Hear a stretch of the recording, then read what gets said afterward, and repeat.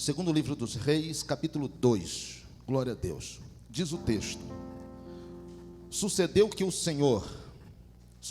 quando o Senhor estava para elevar a Elias num redemoinho aos céus, Elias partiu de Gilgal. Diga comigo, Gilgal. Partiu de Gilgal com Eliseu. E disse Elias a Eliseu: fica-te aqui, porque o Senhor me enviou a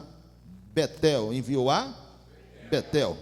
Porém Eliseu disse: vive o Senhor e vive a tua alma, que não te deixarei. E assim foram a Betel. Então os filhos dos profetas que estavam em Betel saíram ao encontro de Eliseu e lhe disseram: sabes que o Senhor hoje tomará o teu senhor por sobre a tua cabeça? E ele disse: também eu bem sei, calai-vos. E Elias lhe disse: Eliseu, fica-te aqui, porque o Senhor me enviou a Jericó. Porém ele disse: vive o Senhor e vive a tua alma, que não te deixarei. E assim foram a Jericó. Então os filhos dos profetas que estavam em Jericó se chegaram a Eliseu e lhe disseram: sabes que o Senhor hoje tomará o teu senhor por sobre a tua cabeça? E ele disse: também eu bem sei, calai-vos. E Elias disse: fica-te aqui, porque o Senhor me enviou ao Jordão. Mas ele disse: vive o Senhor, vive a tua alma, que não te deixarei. E assim ambos foram juntos. E foram 50 homens dos filhos dos profetas e pararam defronte deles de longe, e assim ambos pararam junto ao Jordão. Então Elias tomou a sua capa e a dobrou e aferiu as águas, as quais se dividiram para os dois lados, passaram ambos em seco. Sucedeu que, havendo eles passado, Elias disse a Eliseu: pede-me o que queres que te faça, antes que eu seja tomado de si. E disse Eliseu: peço-te que haja porção dobrada do teu espírito sobre mim. Disse: coisa difícil pedistes. Vamos repetir? Coisa difícil pedistes. Se me vires quando for tomado de ti, assim te fará. Porém, se não, não se fará. Amém. Antes de nós assentarmos, repita comigo em alto e bom tom. Diga: metáforas de uma jornada de sucesso. Mais uma vez, metáforas de uma jornada de sucesso. Para não esquecer, repita comigo: Gilgal, Betel, Jericó e Jordão. Assim tome o seu assento em nome de Jesus. Que bom Deus, por sua bondade, alcance o nosso coração e ilumine a nossa mente para entendermos a sua palavra. Meus irmãos, há 3 semanas exatas, 3 terças-feiras completa esta, que estamos abordando justamente assuntos que diz respeito o que precede a bênção de Deus na nossa vida. Todos nós temos um interesse muito grande em ter a bênção de Deus sobre nós, seja ela materializada, seja ela abstrata. Eu não sei qual é a bênção que você espera de Deus. Certo é que alguns esperam serem abençoados no casamento, outros querem ser abençoados na vida financeira, outros querem ser abençoados no ministério, outros querem ser a bênção da saúde, e assim por diante. Muitas são as necessidades do justo, mas Deus supre a todas elas. Mas a pergunta que se faz constantemente é: como faço para saber, como faço para entender quanto e o que falta acontecer para a bênção de Deus me alcançar? Os irmãos sabem que nós temos por regra a palavra de Deus e vivemos uma vida de oração, mas a impressão que temos é que somente isto não é suficiente. Parece que queremos pistas, queremos de Deus alguns traços deixados no caminho, como alguém que marca a trajetória de onde nós estamos até o momento da bênção. Recentemente, pastor Valdir ministrando, eu absorvi da sua mensagem 3 palavras que eu tenho no meu legado: promessas, processo, princípio, ou promessas, princípio, processo. Deus faz a promessa, Ele fala, e parece que Ele vai lá para o final da trajetória nos esperar com a promessa nas mãos, dizendo: vem, meu filho, que eu tenho a promessa para a tua alma.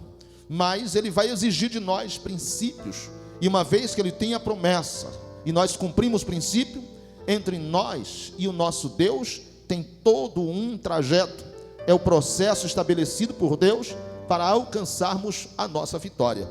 É justamente aqui, nesse período, nesse interregno, nesse processo, que muitos de nós fracassamos.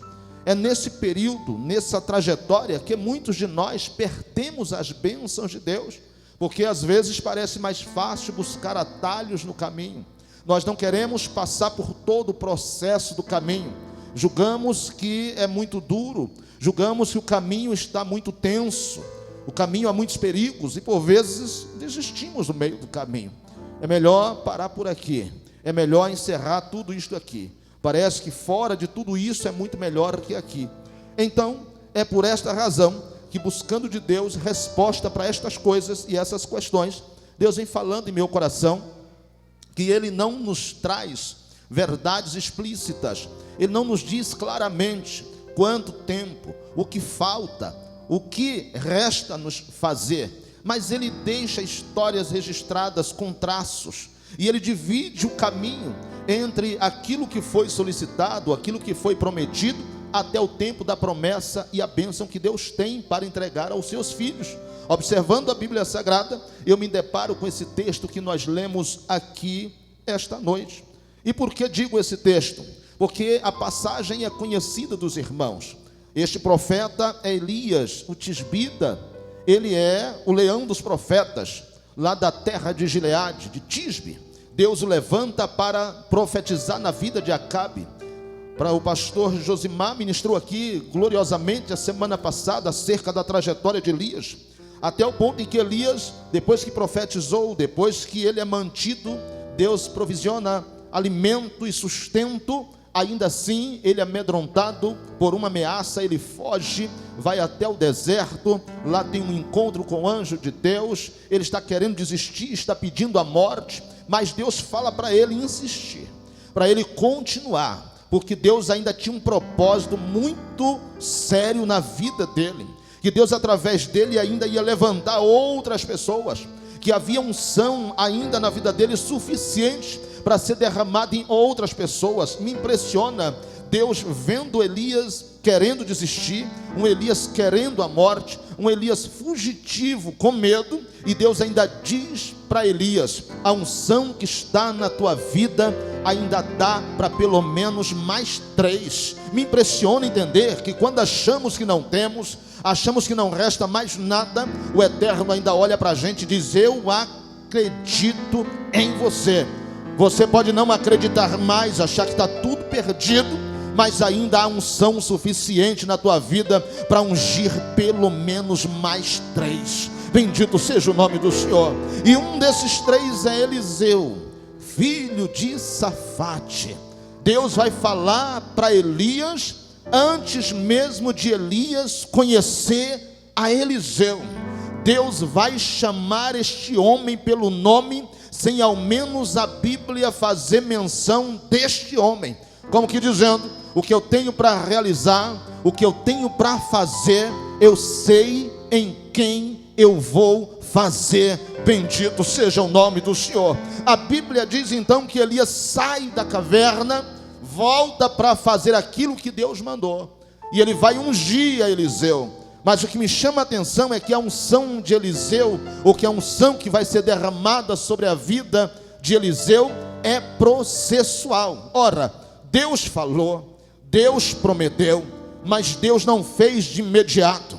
Deus estava declarando: há uma bênção que repousará sobre a vida de Eliseu. Mas para Eliseu receber esta bênção, tem que suportar o processo. Vamos repetir? Olhando para alguém: para você receber a bênção que Deus vai te dar, tem que suportar o processo.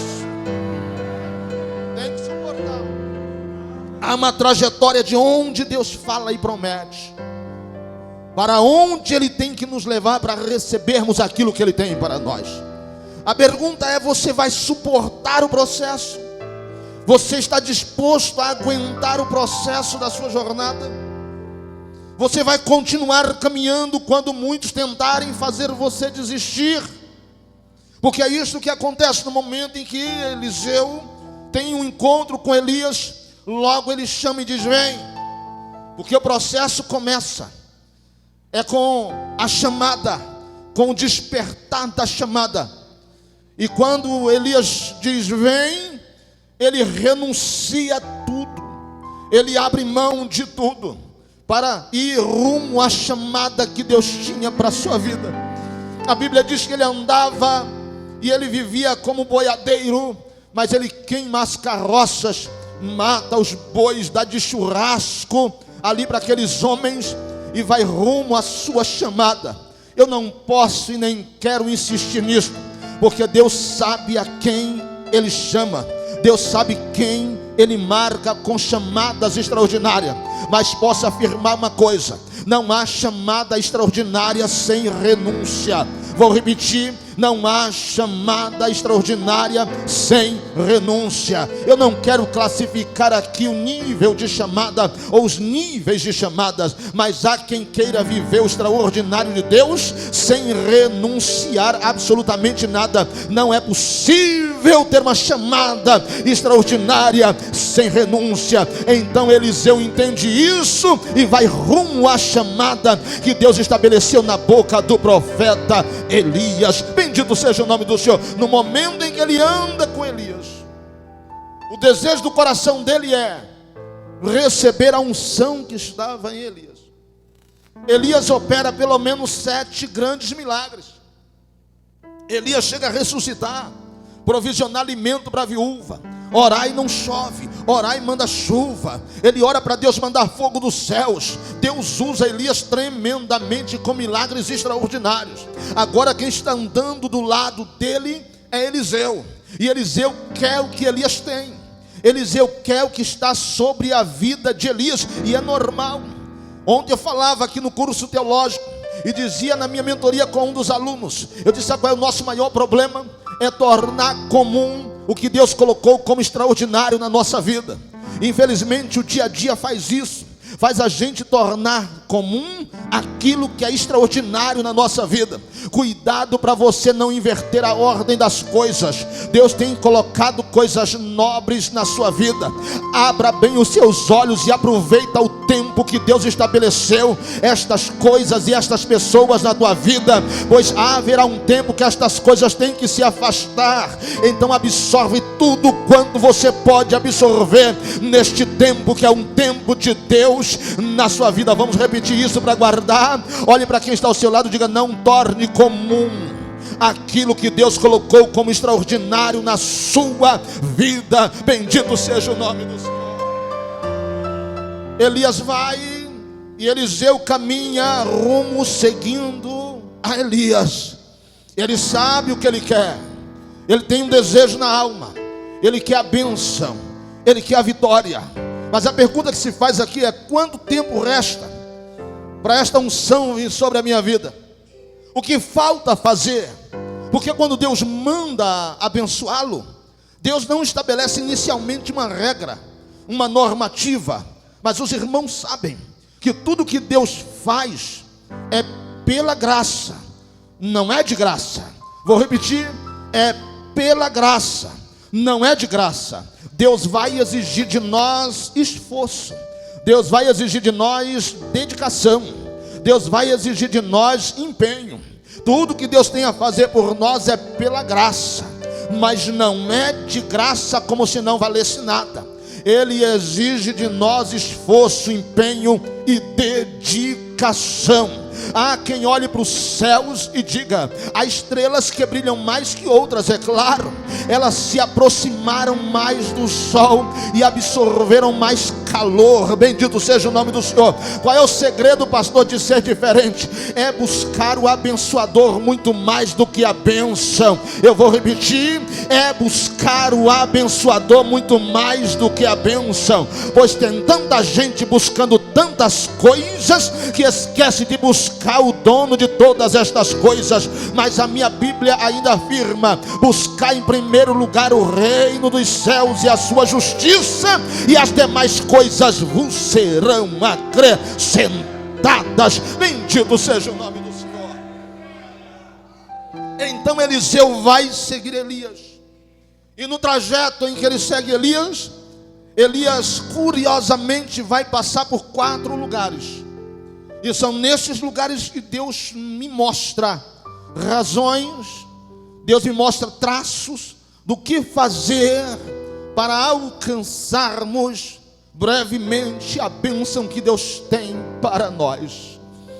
É Deus dizendo: se você quiser ser abençoado, observe o caminho, pois eu vou deixando algumas marcas. De forma metafórica, eu vou criando situações, e a gente acha que foi apenas um dia, a gente acha que foi apenas uma visita, a gente acha que foi apenas uma viagem, a gente acha que foi apenas uma circunstância. E Deus está dizendo: eu uso meios distintos para falar com os meus, eu uso formas diferentes para falar com aqueles que são meus. Sabe qual é o nosso maior problema? A gente acaba não distinguindo a ação de Deus, e acha que tudo é comum. Não foi comum acontecer aquilo naquele dia, foi comum aquela viagem. Nada disso, meus irmãos. É Deus mudando o cenário, construindo situações ao nosso redor, somente para dizer: você está se aproximando. Vença esta fase que já tem a próxima, vença a próxima que tem um outro trajeto, e você está se aproximando. Não torne comum aquilo que é extraordinário na sua vida. Bendito seja o nome do Senhor. Lá vai Elias, e o primeiro lugar que Elias para, poderia parar em qualquer lugar. A Bíblia poderia mensurar qualquer lugar, mas a Bíblia faz menção dizendo que eles foram para Gilgal. Foram para Gilgal. Pastor, e o que é Gilgal? Gilgal é lugar de aliança. Gilgal é lugar de liberdade, libertação. Gilgal é lugar de apartar-se, é lugar de romper aquilo que pode te causar mal. Ele está dizendo: queres ser abençoado? Não serás abençoado se não passar por Gilgal. Pastor, não estou entendendo. É que Gilgal é a primeira dimensão que o povo de Deus para depois que entra na terra prometida. Eles saem do Egito como escravo e vão para a terra de Canaã, e é justamente em Gilgal que eles param. Eles estacionam ali, e é ali que eles vão renovar com Deus a aliança. É lugar de aliança, mas é o lugar onde Deus vai marcá-los com um tempo de liberdade, como dizendo: eu vou tirá-los de uma vez por todas da dimensão de escravidão e deserto que vocês enfrentaram, e a partir de agora vocês vão viverem como livres filhos do Eterno. Bendito seja o nome do Senhor. É Deus dizendo: antes eram escravos e estavam vivendo em deserto, mas em Gilgal é lugar de renovar a aliança. Foi em Gilgal que Abraão circuncidou Isaac, arrancou a pele que cobre o prepúcio masculino, arrancou aquela pele imunda que causava sujeira e podia trazer enfermidade. Portanto, Gilgal também quer dizer apartar-se, é remover aquilo que lhe faz mal. E por último, é trazer de volta uma identidade, porque desde quando o povo saiu do Egito, a Bíblia diz que Deus deu uma ordem dizendo: quando chegarem na terra, não façam aliança com os povos daquela terra, porque se fizerem aliança com os povos daquela terra, Números 33 e verso 55, eles serão para vocês como espinho nos olhos e espinho nas virilhas. Este povo que está chegando para perto de vocês, querendo viver entre vocês, serão como espinho nos olhos e espinho nas virilhas. Sabe o que quer dizer isto? Espinho nos olhos é para impedir você de enxergar, e espinho na virilha é para impedir você de caminhar. Mas o povo fez alianças no meio do caminho. Mas em Gilgal Deus está dizendo: apartai-vos hoje deste povo. É Deus dizendo: a partir de hoje, ou vocês mudam, ou permaneçam vivendo como sempre viveu. Mas se quiserem vitória, Gilgal é lugar de rompimentos. Bendito seja o nome do Senhor. Pastor, o que o Senhor está dizendo? Muitos de nós não conseguimos ainda ser abençoados, porque continuamos vivendo com uma mentalidade escrava. Saímos do Egito, mas o Egito não saiu ainda do nosso coração. E Deus está dizendo: hoje eu vou circuncidá-los, não fisicamente, mas vou circuncidar o coração de vocês. Eu vou purificar a alma de vocês.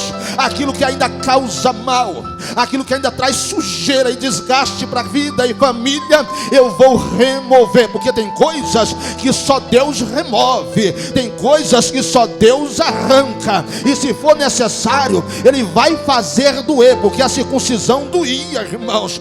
A circuncisão fazia ter febre. 3 dias a pessoa tinha febre intensa e uma inflamação por remover aquela pele. Mas depois disto vinha saúde, segurança, e nunca mais seriam expostos à sujeira. Bendito seja o nome do Senhor. Deus vai esta noite, por bondade, arrancar aquilo que ainda nos faz mal. Eu vou repetir, porque sim, da autoridade de Deus para dizer, Ele vai arrancar aquilo que faz mal. Porque tem coisas que é Deus que faz.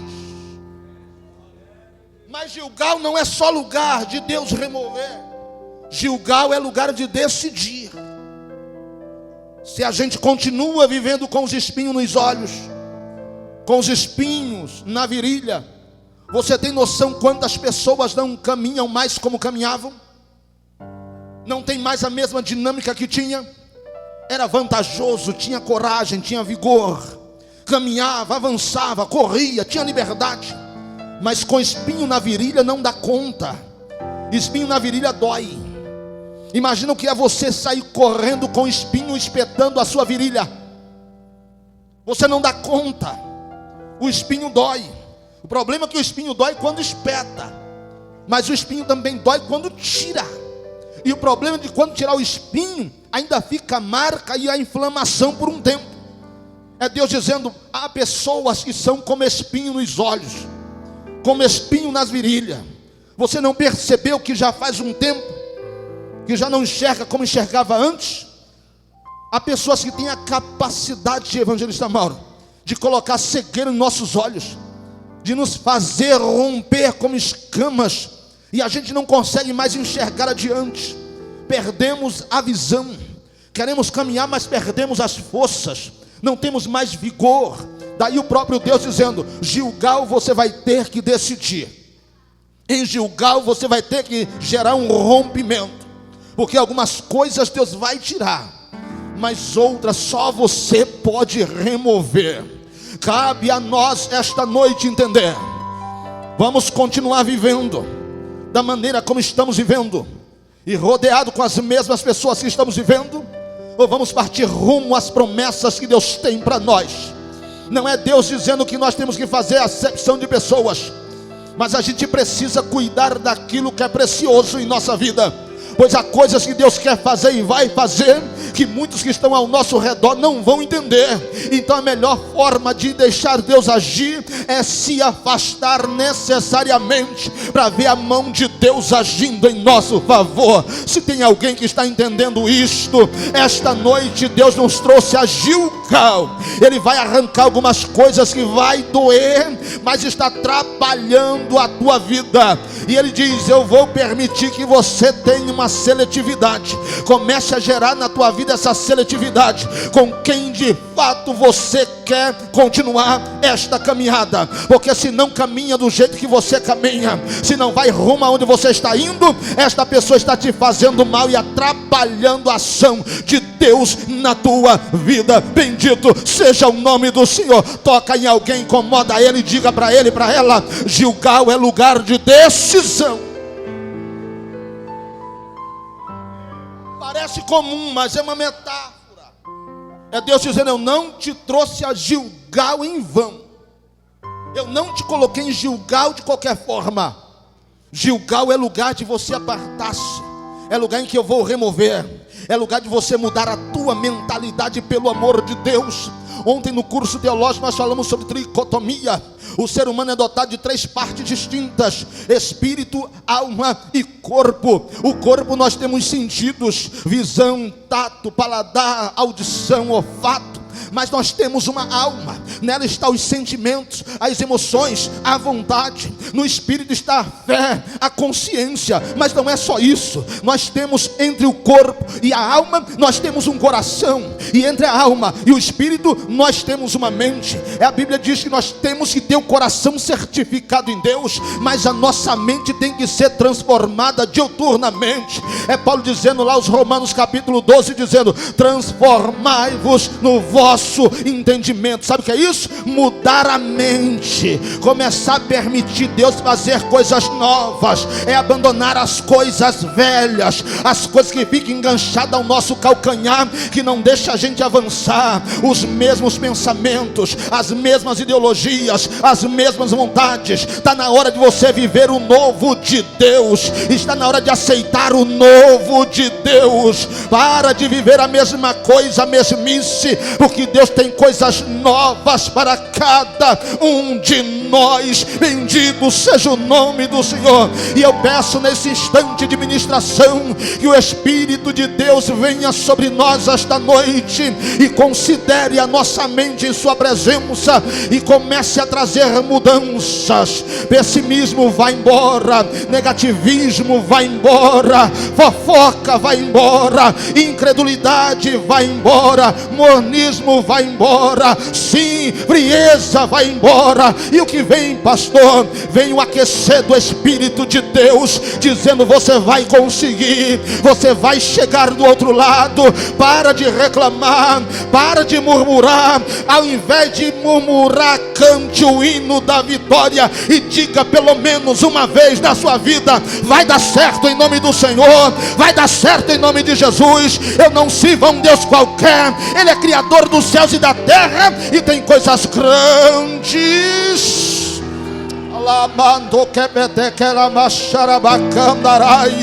Em nome de Jesus, levante as duas mãos aos céus e diga: eu vou vencer em nome de Jesus. Eu vou vencer em nome de Jesus. Esta luta não vai acabar com a tua casa, com a tua família, com o teu ministério. Tem coisas grandes de Deus vindo aí.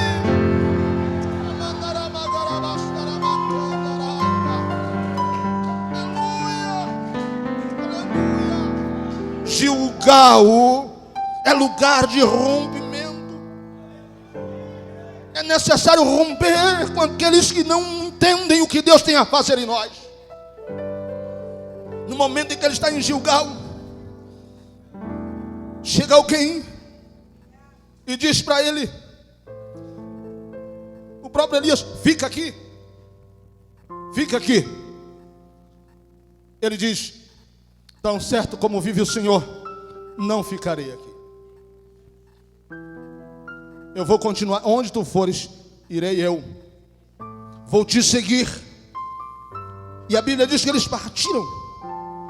Quando eles estão partindo, diz a Bíblia que eles chegam em um lugar chamado Betel. Já não é mais Gilgal, é Betel. A expressão Betel aqui vale pensar no princípio de primeira menção que diz, ou nos ensina a hermenêutica bíblica, Gênesis capítulo 28, a partir do verso 17. A Bíblia diz que Betel é citado pela primeira vez. O que está acontecendo ali no Gênesis 28 é que Jacó, Jacó, trapaceou, mentiu, enganou, roubou literalmente a bênção do seu irmão. Está fugindo no deserto, cansado, desanimado, desistente. Chega a próxima noite, ele vai deitar cansado, traz uma pedra e coloca ela como travesseiro.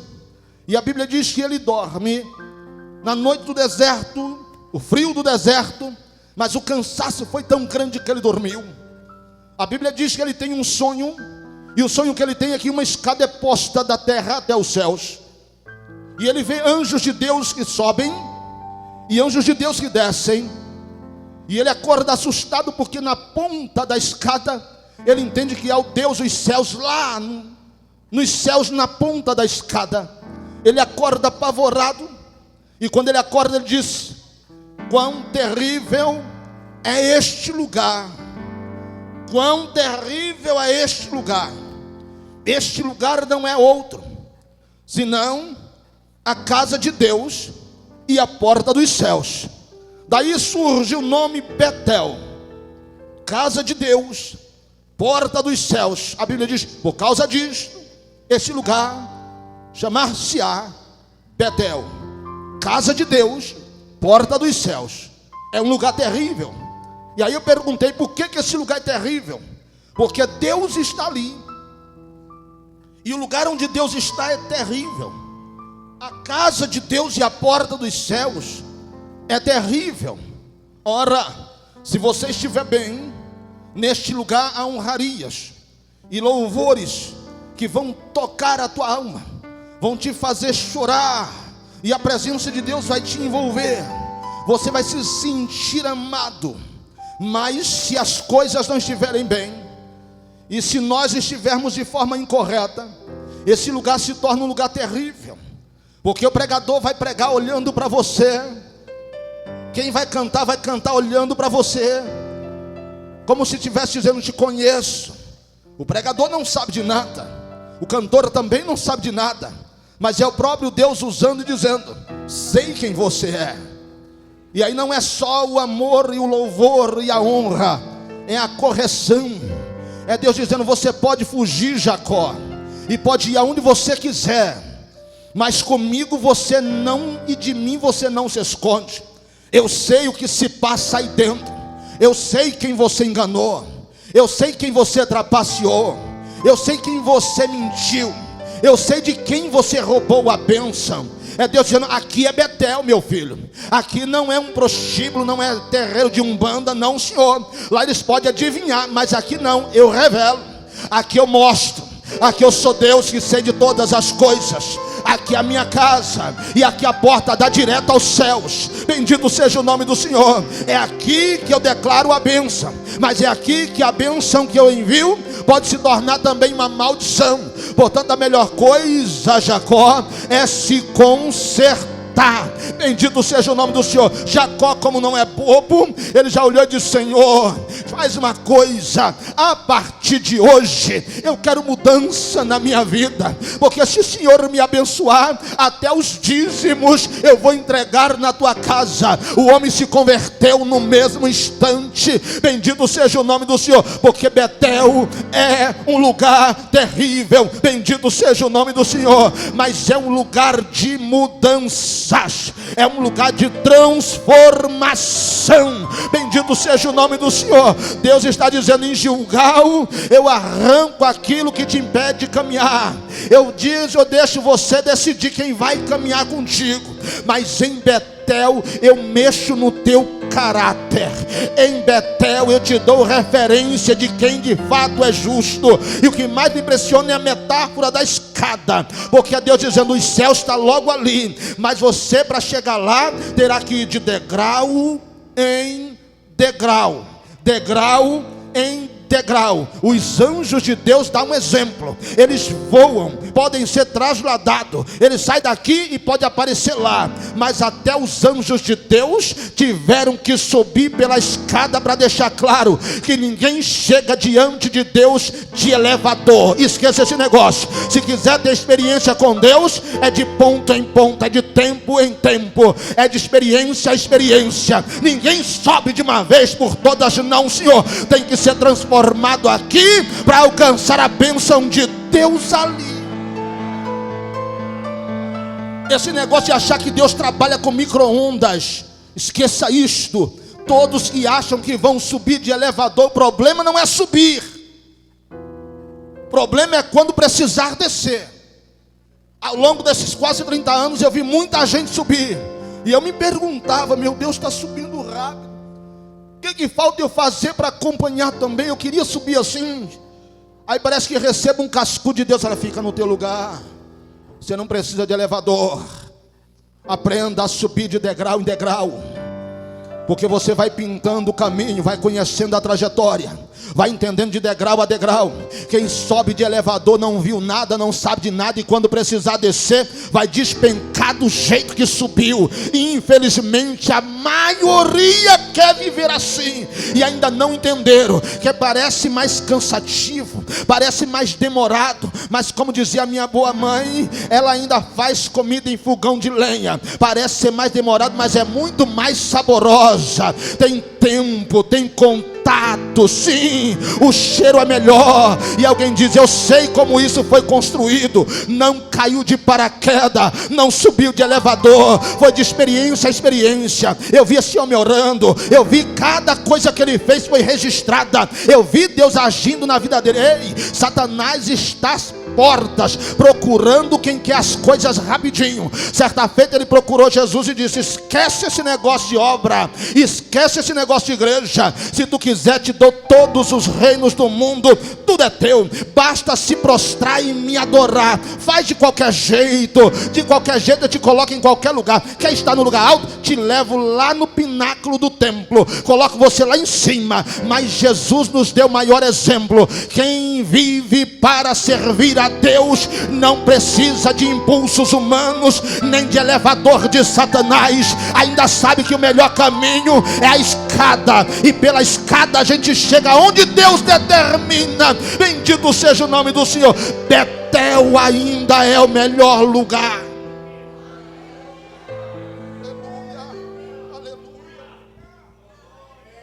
Infelizmente a gente vive por aí vendo tantas coisas, o nome está estampado, a imagem aparece, sem responsabilidade, sem CEP, sem pastor, sem segurança, sem comprovar fidelidade, sem família, sem comunhão, mas acham que são bambambam da história. Tadinho deles. Estou lhe falando com a experiência desses 30 anos. Quantos não foram que eu já vi subindo desta forma e infelizmente desapareceram no cenário? Não queira isso para a sua vida. Deus tem coisas maiores e melhores. Se tiver que subir enganando, trapaceando, mentindo e fazendo de qualquer jeito, é melhor ficar no deserto, deitado com a cabeça em cima da pedra, onde Deus ainda dá sonho e revela a sua vontade. Bendito seja o nome do Senhor. É melhor continuar fazendo do jeito certo. Betel é casa de Deus e porta dos céus. Tem uma mão sobre a sua vida. Tem alguém orando por você. Tem alguém que sabe que vai ter que prestar contas da sua vida. Tem alguém que sabe que vai ter que prestar contas da sua alma. Você não está em qualquer lugar, você está em Betel. Quer ser abençoado? Não se afaste da Betel de Deus. Não se afaste da casa de Deus e da porta dos céus. Você pode se ocupar em tudo que você quiser, mas não deixe a casa de Deus e a porta dos céus, porque se Deus coloca isto no caminho de Eliseu, é porque é extremamente importante.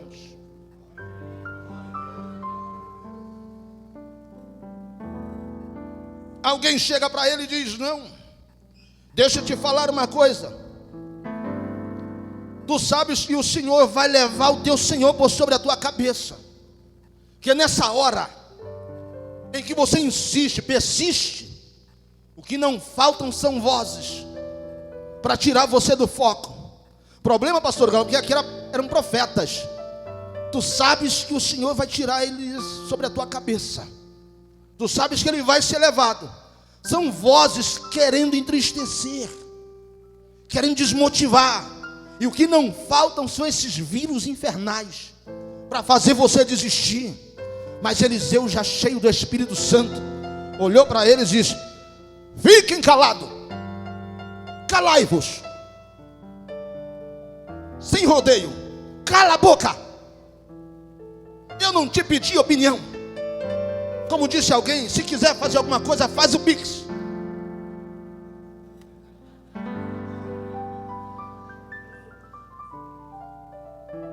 Eu não te pedi opinião. Eu sei o que Deus vai fazer. Eu bem sei o que Deus vai fazer. Ele disse: Eliseu, fica aí. Se não, Senhor, onde o Senhor for, eu vou com o Senhor. Não importa o que dizem, o que fala: eu sei o que eu quero e Deus vai me dar através da sua vida. Escute, Deus age, Deus faz milagre, Deus faz extraordinário, mas Deus não é inconveniente. Deus estabeleceu hierarquia e Ele vai agir sobre a hierarquia. Se Deus quer te abençoar na tua casa, vai te abençoar pela vida do teu pai, pela vida da tua mãe. Se Deus tem que te abençoar aqui na igreja, não vai te abençoar por outro lugar, se não for pela vida do seu pastor, seu líder. Aprenda uma coisa: Deus não é inconveniente. Deus tem um caminho estabelecido. No livro do Apocalipse, a Bíblia diz que Deus trouxe revelação a respeito de Jesus Cristo. E Jesus Cristo passou para o anjo, e o anjo então levou os pastores da igreja, e o pastor da igreja então passou para toda a igreja. Deus ainda observa a hierarquia. Senão Deus passava direto para a igreja e qualquer pessoa falava. Mas Deus disse: não, a revelação é acerca de Jesus. Chamou o anjo e disse: a revelação é de Jesus, mas você vai levar. Você vai levar e vai entregar ao pastor da igreja, e o pastor da igreja vai dividir com a igreja. Deus tem um caminho estabelecido. Então ele disse: vamos. E a Bíblia diz que eles chegaram a um lugar, versículo de número 4, e o lugar era Jericó. Eu já vou encerrar. O lugar era Jericó. Pastor, e o que é Jericó? Jericó é conhecido como a cidade das grandes muralhas. Cada muro tinha 10 metros de altura, 4 metros na sua espessura. Era um muro que protegia a cidade das guerras. Era tão espesso esse muro que as casas daqueles mais pobres, como Raabe, por exemplo, era construída em cima da muralha. Era uma cidade intransponível. Havia muitas palmeiras, por isso também é chamado de cidade do descanso. Mas uma coisa me impressiona: não é somente as muralhas. Muitas lições poderiam ser extraídas daqui. Deus estabelece estratégia para ser destruída aquela cidade. Estratégias e armas que Deus estabelece. Métodos que vêm do próprio Deus. Porque às vezes as batalhas se colocam diante de nós, algumas barreiras, alguns obstáculos, e nós queremos vencer de qualquer forma. E não procura Deus, não busca Deus para saber quais estratégias utilizar para vencer estas barreiras. E queremos fazer de qualquer jeito. Usamos as armas que não deveríamos ter usado. E Deus está dizendo: se você me procurasse, eu te diria quais armas você deveria usar, que método você deveria fazer para dar certo. Não é do seu jeito, não é do meu jeito, é do jeito de Deus que vai dar certo. Quem olhava a muralha e dizia: é impossível atravessar, é impossível do meu jeito, é impossível com as minhas armas. Mas se eu utilizar as armas de Deus, eu hei de vencer. E Deus está dizendo: que tal você pegar trombetas? Ele pega as trombetas nas mãos, e Deus disse: você vai dar em 6 dias uma volta. No 7º dia, 7 voltas. Ao invés de Deus começar de forma mais intensa, Ele intensifica no final. 6 dias dá uma volta na cidade, e só no 7º dia 7 voltas. Deveria ter sido 7 voltas no primeiro dia e diminuindo ao 6º dia, mas Deus não quer assim. Deus diz: comigo é diferente. Vocês podem até começar devagar, mas eu vou intensificando o teu caminhar à medida que você vai caminhando. Tem gente que começou a todo vapor, é porque é coisa de homem. Começa a todo vapor, mas no meio do caminho já está desistindo. Com Deus não, até parece que está devagar, mas Deus disse: eu vou intensificar, fortalecer, gerar recurso. Eu vou erguer, vou levantar, porque a obra é minha, não é de homem. Bendito seja o nome do Senhor. Eu estou declarando que vai melhorar situações da tua empresa, na tua família, no teu casamento, no teu ministério. Há quem diga: está parando, está desistindo, e o céu está dizendo: é só a 6ª volta. Prepara, porque vocês ainda não viram nada. No 7º dia haverá uma 7ª volta. Bendito seja o nome do Senhor. Deus será glorificado. O interessante é que nos 6 dias, com trombetas na mão, eles não deram uma palavra, nenhuma palavra. Porque há tempo de falar e há tempo de se calar. Com esse negócio de rede social, agora todo mundo sabe o que a gente está fazendo. Eu já disse aqui alguns tempo atrás, e completo e continuo dizendo: há quem diga: fui. Depois de 3 meses eu digo, fui e já voltei. Mas lá não, aquilo foi o mês passado. Esse negócio de falar tudo que a gente está fazendo, os teus planos e os teus projetos, fica quietinho. Você não percebeu a quantidade de invejosos que está à tua volta? A quantidade de gente que finge ser teu amigo, tua amiga, para amaldiçoar o que está acontecendo. E há quem diga, eu não creio nisso. Continua assim. Você vai ver o demônio, o diabo dentro da tua casa, destruindo, causando intriga. Era para dar certo, dar tudo errado. Inveja. Fica quieto. Cala. Ah, mas Deus mandou fazer, mas Deus não mandou falar. Faz quietinho, deixa todo mundo observar. Eu não sei o que está fazendo, só vejo eles dando volta. E quando a gente não fala, as pessoas ficam assim, está calado, está quietinho. A resposta é o silêncio. Porque quando se está trabalhando bom, profissional, trabalha calado. Esse negócio de trabalhar conversando demais pode ser qualquer coisa, menos profissional. Profissional que é profissional, trabalha calado. Deixa para conversar quando tiver concluído. E eles estão dando a volta. E no 7º dia, quando vão dar 7 voltas, Deus manda tocar trombeta. E as muralhas caem. Ruim. A terra se abre e engole os muros. As barreiras são removidas. Os obstáculos são removidos. A estratégia não é humana. A estratégia é divina. O homem diz, não vai dar certo desse jeito. Não dá certo do jeito que o homem pensa, mas do jeito que Deus determina, sempre deu certo. Nosso maior problema é insistir em fazer do nosso jeito. E Deus está dizendo, faça do meu jeito que vai dar certo. Até porque as nossas armas, a Bíblia diz, as armas da nossa milícia não são carnais, são poderosas em Deus para destruir fortalezas. Quer ver essa fortaleza cair por terra? Começa a usar as armas que Deus te deu. Oração, louvor, palavra, declaração profética. Continua adorando a Deus e você vai ver esses obstáculos cair por terra. Em nome de Jesus Cristo de Nazaré. Eles vencem Jericó. Mas uma coisa que poucos percebem é que Jericó era prioridade. Diga, Jericó era prioridade. Jericó compreendia quase 10%, não é 10%, mas quase 10%. Eu não vou falar de dízimos e ofertas, estou ensinando. Mas a primeira cidade destruída, Deus olhou e disse, não toque no ouro, não toque na prata, nas pedras preciosas. Vocês vão entrar na cidade, vão saquear a cidade, e tudo que vocês saquearem, vocês vão levar para o meu santuário. É Deus que diz na sua palavra. Tanto que mais tarde Acã vai roubar parte desse tesouro. E a Bíblia diz que ele é morto, apedrejado, e o lugar se torna maldito. Jericó é lugar em que Deus estabelece prioridade. Pastor, por que Deus sempre toca neste assunto? É porque é o assunto que mais nos toca. É o assunto que mais nos toca. Recentemente com o meu carro, eu disse para uma pessoa, coloca o cinto, varão. Ele disse, estão multando, né, pastor? Estão dando multa. Eu falei, não, o cinto não é para isso não. Só pensa na multa, porque dói no bolso. O cinto é para a tua segurança. Não é por conta de multa, não, é para a tua segurança. Mas o que aperta, o que bate aqui é o que mais dói. Então é aqui que Deus vai tocar. Deixa eu lhe dizer mais.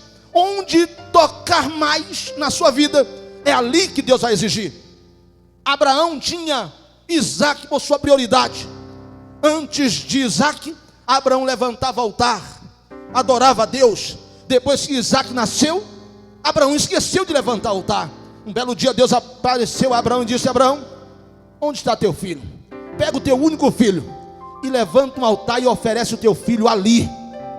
O que mais você priorizar é aquilo que Deus vai te pedir. E não tem esse negócio de dizer não dou, não faço. Prioriza Deus. Jericó é Deus dizendo, se em Gilgal é lugar de aliança, lugar de se apartar, lugar de liberdade, é lugar de rompimento, em Betel é casa de Deus, é Deus dizendo responsabilidade em primeiro lugar, colocar diante da sua vida parâmetros para você viver e alcançar a vitória. Mas aqui em Jericó, é Deus dizendo: começa a priorizar aquilo que é de fato grande na sua vida. E grande na sua vida não é tua casa, teu carro, tua empresa, nada disso em tua família. Grande na minha e na tua vida é Deus e a sua obra, bendito seja o nome do Senhor. Não é para você abandonar emprego, abandonar a família, não. Mas coloque Deus por sua prioridade.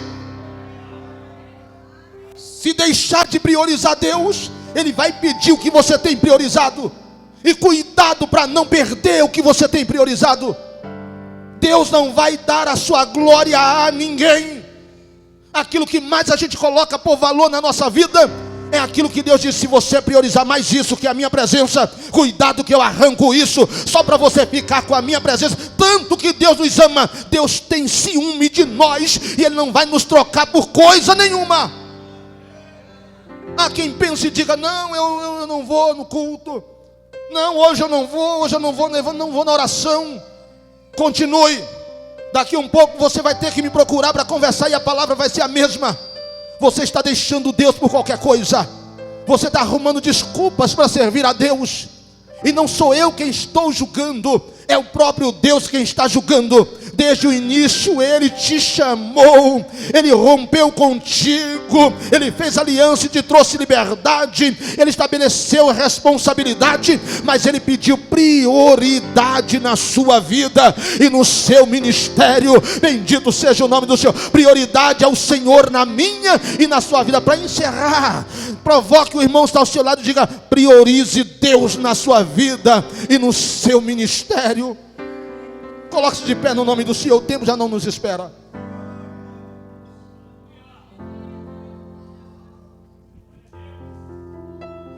Alguém chegou e disse: escuta, fica aqui em Jericó. Esse negócio de prioridade, esse negócio de priorizar, isso é coisa do profeta Eliseu, profeta Elias. Não. Você sabia que Elias vai subir, né? Você sabia que ele vai embora, Deus vai arrebatá-lo. Ele disse: calai-vos, eu bem sei o que Deus tem a fazer.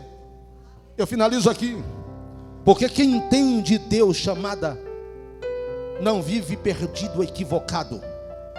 Dá vontade de desistir do chamado, mas a gente sabe que a gente não pode, a gente não consegue. Há uma convicção que queima mais alto, há algo aqui dentro que nos impulsiona. Diz: você vai porque eu quero que você vá. Quem foi escolhido por Deus, Ederson, não tem escolha. Ou faz, ou faz. Não tem escolha. Os testemunhos são terríveis. À medida do tempo a gente vai contando aqui, os testemunhos são terríveis. Você viu Anderson Bessa contando aqui, quis se afastar um pouco de Deus. Lá em outra cidade, na noite em que eles viajaram, Deus falou comigo: chame esses homens e orem. Eles estavam partindo e eu liguei para eles. Pararam, disparam o carro no meio da pista. Pararam. Estou orando porque Deus mandou. Orei por eles para 2 dias depois dizerem: Deus nos livrou da morte. Aí eu entendi porque que Deus me incomodou a altas horas da noite para ligar para eles e orar por eles. Era a mão de Deus livrando-os da morte. Não brinque com Deus, não brinque com o agir de Deus. Deus investiu muito em nós para deixar de qualquer forma. Às vezes parece que estamos na contramão da lógica, mas está na presença e direcionado por Deus, permanece. Mas a multidão está indo para cá, mas você não é multidão, você é diferente, você é de Deus. A multidão vai falar muitas coisas, permaneça rumo ao propósito de Deus na sua vida. Então Elias diz: vamos. E ele foi. E pararam no Jordão. Diga comigo: Jordão. Pela última vez e bem forte, diga: Jordão. Jordão significa aquele que desce. Jordão significa humildade sempre. Humildade sempre. Jordão significa mantenha-se firme, mas humilde sempre, sempre, sempre. E é justamente lá no Jordão em que Deus vai elevar Elias, mas não antes de cumprir o propósito. Num dado momento Elias diz: Eliseu me seguiu até aqui, passou por Gilgal, passou por Betel, passou por Jericó, passou pelo Jordão. Olha aqui para mim, metáforas de uma jornada. É Deus pontuando a nossa história, dizendo: em cada fase eu te revelei coisas ainda que você não tenha percebido. Hoje talvez você esteja entendendo que não foi um mero acontecimento, não foi só uma pessoa que Deus colocou na tua vida, foi Deus marcando a tua trajetória, dizendo: estou te aproximando da bênção. Até quando você quer se perder, Ele coloca a gente do teu lado para dizer: não vai por aí não, que esse lugar aí é espinhoso. Não vai por aí não, que por aí eu não estou na tua vida. Volta, volta. É Deus preservando a nossa história, a nossa trajetória. E de repente Elias pergunta a Eliseu: o que queres que eu te faça? Ele claramente diz: a trajetória foi dura, a trajetória foi intensa, enfrentei dificuldades terríveis, mas hoje eu sei o que eu quero. Diga: hoje eu sei o que eu quero. Ele sai no princípio da sua jornada querendo o que tinha em Elias, mas no final da jornada ele está tão autorizado, porque quando você cumpre as etapas, você é revestido de autoridade sem nem perceber. E aí não tem conversa, o que você pede, recebe. Aí alguém diz assim: por que ele pede? Por que a vida dele é abençoada? Porque ele passou por trajetórias, passou por fases que você não passou ainda. Aí ele tem uma autoridade, quando pedir as coisas acontecem, porque ele sabe por onde ele passou, ela sabe por onde ela passou. Então, mas ele prega com autoridade, ela ora com autoridade, ele profetiza com autoridade. É porque passou por fases. Depois que você passa por fases, você entende que é uma realidade aquilo que você está pregando. E porque ele passou por tudo isso, ele olhou para Elias e disse: escuta, eu quero a porção dobrada que há em ti. Eu quero o dobro do que você fez. Eu quero o dobro da unção que está na sua vida. Eu não quero ser igual a você, eu quero ser 2 vezes mínimo. Elias olha e diz: difícil coisa você pediu. Difícil coisa você pediu. Diga comigo: difícil. Difícil não é impossível.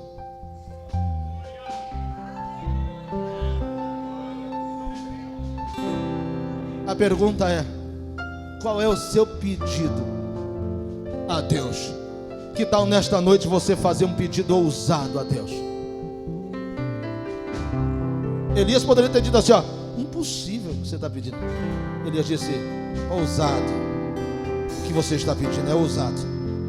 É bem ousado o que você está pedindo. E ele estabelece: se tu me vires partir, será como tu pediu. Se não me vires, você vai perder a oportunidade. Agora, para ele ver, ele tinha que estar atento. E eu não vou pregar mais. E no lugar certo. Se eu fizer como eu quero, vai ser do jeito, vai ser da forma como eu sempre recebi os meus resultados humanos. Mas se for do jeito de Deus, Ele vai me perguntar: o que queres que eu te faça?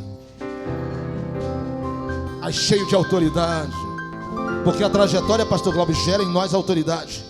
A trajetória gera em nós garantias. É como alguém que é casado há 20, 30 anos e diz: não, eu sou casado há 20 anos, eu posso não saber muito, mas eu já sei o que eu falo acerca de casamento. Não, nessa empresa eu tenho 25 anos, 30 anos. Eu posso não saber muita coisa, mas eu posso te dar referências do que é ser um bom funcionário. Olha, essa amizade já tem 15 anos. Então, eu já tenho autoridade para falar um pouco dessa amizade. Olha, e aí você tem autoridade porque o tempo, a trajetória, as provações, as privações vão te gerando essa autoridade. Suporta mais um pouco. Profetiza para alguém, diga: suporta mais um pouco. É só a autoridade que está sendo gerada em você. Essa autonomia de Deus que está sendo gerada sobre você. Aguenta mais um pouco. No final de tudo isso, Deus vai declarar: foi grandioso o que eu fiz na sua vida. Fecha os seus olhos em nome do Senhor. Fecha os seus olhos. Aleluia. Oh Espírito Santo, eu estendo as minhas mãos esta noite, e depois da instrução da tua palavra, eu declaro toda sorte de bênção sobre a vida dos teus filhos. Oh Deus eterno, é fato de que não é fácil. Quão difícil é, Deus, continuar a jornada. Quantas facilidades, quantas portas largas, meu Deus. Mas o que vem de ti é sério demais para ser de qualquer forma. É precioso demais para se achar em qualquer lugar. Continua, meu Deus, com a tua mão estendida. E nesse tempo de provação e privações, permaneça conosco e nos ajuda em nome de Jesus a permanecermos firmes e garantidos na tua presença. Você pode levantar as mãos e adorar a Deus.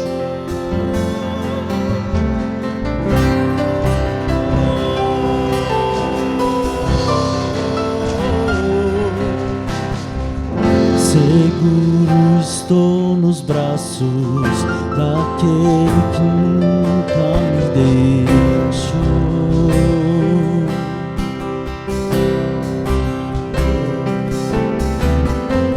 Seu amor perfeito sempre esteve repousado em... Procure uma pessoa amiga, uma pessoa amada, e diga para ele: parece duro a caminhada. Procure uma pessoa, abraça ele e diga: parece ser dura a jornada, mas você não está sozinho. Conforto em teu amor, pois eu sei que és aquele que me guarda.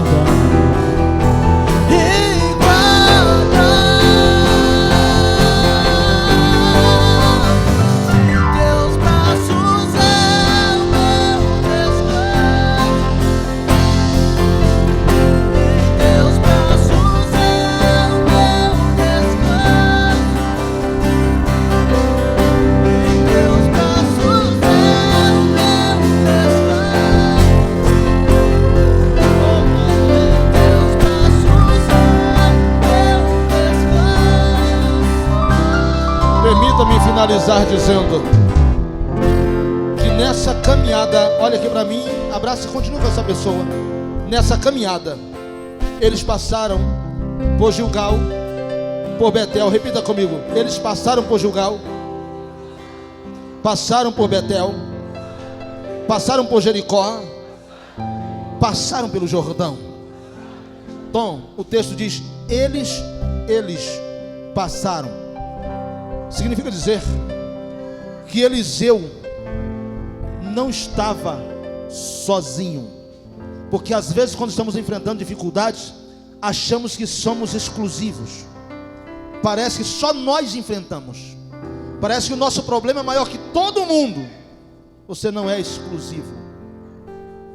Tem gente passando pelo mesmo caminho. Agora, a questão é: você vai continuar e vai chegar até o fim, ou você vai desistir no meio da jornada? Deus conta com aqueles que permanecem. Deus tem segredo com aqueles que continuam. Deus tem segredos com aqueles que persistem. Você não está só. Você está muito bem acompanhado. Tem gente vivendo dimensões semelhantes e até estão indo na frente, não como sinal de desânimo, mas como sinal de direção, dizendo: vamos junto, vamos passar. Você não está só, você está acompanhado. Você tem alguém que anda contigo. E eu posso lhe afirmar: Deus nunca te deixará sozinho no meio desta caminhada. Aplauda o nome do Senhor Jesus.